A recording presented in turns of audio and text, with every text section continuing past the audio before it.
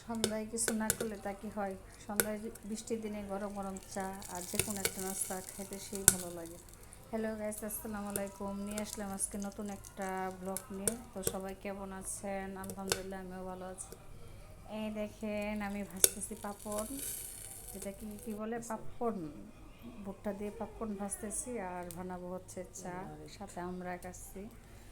তো লোডশেডিং ছিল, কারেন্ট ছিল না, তাই ভিডিওটা অন্ধকার হয়ে গেছে। এই দেখেন, আমার সবগুলি পাপড় খুব সুন্দরভাবে বেড়ে ফুটছে। একটা ভুট্টাও কিন্তু বাতিল যায় না, সবগুলো ভুট্টা ফুটে গেছে।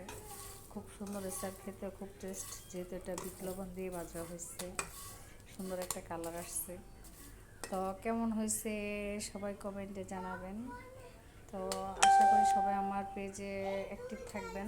যারা যারা অ্যাক্টিভ আছেন সবাই ফলো দেবেন, লাইক দিবেন, কমেন্টস দিবেন, পাশেই থাকবেন। আমিও আপনাদের পাশে থাকবো সব সময়। সবাই সবাইকে যদি সাপোর্ট করে সবার পাশে থাকি, তাহলে ইনশাল্লাহ সবাই এগিয়ে যেতে পারবো। আর দয়া করে কেউ আমাকে অযথা কল দিয়ে ডিস্টার্ব করবেন। আপনারা অনেকে আসছে, মেসেজ দেন, কল দেন, দেখা যাচ্ছে আমি ব্যস্ত থাকি, সবসময় ফ্রি থাকা হয় না, তাই আপনাদের এটা রিপ্লাই দেওয়া হয় না। আর যদিও আমরা ফ্রি থাকা অবস্থা আপনাদের মেসেজে রিপ্লাই দিতে পারি, কিন্তু কল রিসিভ করাটা অসম্ভব হয়ে যায়। যদি কল রিসিভ করতে হয়, একটা পেজে কতগুলি ফলোয়ার থাকে, সবার কল রিসিভ করতে হয়, তো সবার সাথে কি কথা বলা আমাদের পক্ষে পসিবল? আপনারাই বলেন সেটা। তো আশা করব যে সবাই এভাবে কল দিয়ে দয়া করে আমাকে ডিস্টার্ব করবেন না। আমি যেহেতু একটা পেজ চালাতেছি, আপনারা ওখানে থাকেন, সবসময় একটি পাশে থাকেন। আমি ভিডিও দিই, দেখেন, ছবি পিক যাই দিই দেখেন আপনারা, আর আমাকে পাশে থেকে সাপোর্ট করেন। তাতে আমি মানে অনেকটাই খুশি হব। আর আপনারা কল না দিলে আমি আরও বেশি খুশি হব।